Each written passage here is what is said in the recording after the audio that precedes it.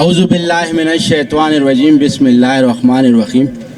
ډیر افسوس سره څنګه چې موسم شاله خبرو کې د اکبرپور یو تاریخ دی په 1600 دهائی کې اکبر بادشاہ دلته راغلی او دلته د بابا سه په مقام باندې هغه پړاو اچولی او هغه چې سهار پاسې د مخکې رور وتلو نو هغې نسل لټان دلته پاتې شو. نو د هغه مونږ نسلیان یو. دا نسل چې دی دا د اکبر بادشاہ د لټانو نسل دی هغه دلته پاتې دی. هغه الحمدلله جی دا ټول سره زما دلته ټول مونږ ولاړ یو. ولې چې کوم یو سیاسي جلسه د پی ټی آی نو هغې دپاره به زه ځان وژنم د پیپل پارټۍ جلسه به نو افتخار علي شاه به ځان وژني د ان پي جلسې دپاره مصري خان حاجي به ځان وژني لبیک دپاره زمونږ دا د رونه دي دی به ځان وژني.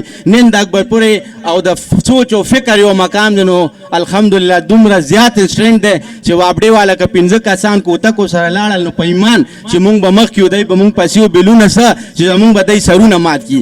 دا زمونږ سټرنټ دی دا زمونږ یونټي ده. یاره زه حاکم وخت ته ډېر معذرت سره به دلته نه ووایم چې دا پاکستان صرف د خانانو دی دا پاکستان صرف د نوابانو دی یا د سرکاري خلکو دی. د غریب دغه ګناه ده چې هغه د پاکستان په سیمه باندې پیدا شوی دی. ای حاکم وخت د الله د قهر نو یریږه.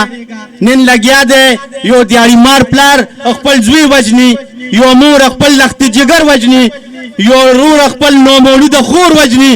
د دې د قاتل د دې د سرونو ذمہوار څوک دی؟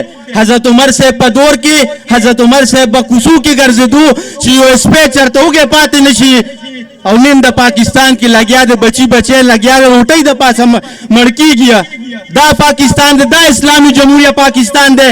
او زه ټولو نه زیات شیم په ځان کوم او هغې نه پس د اکبرپورې د دلګانو عوام ته شیم کوم چې دا زمونږ سټرنټ دی دا زمونږ یونټي ده دا زمونږ اتفاق دی.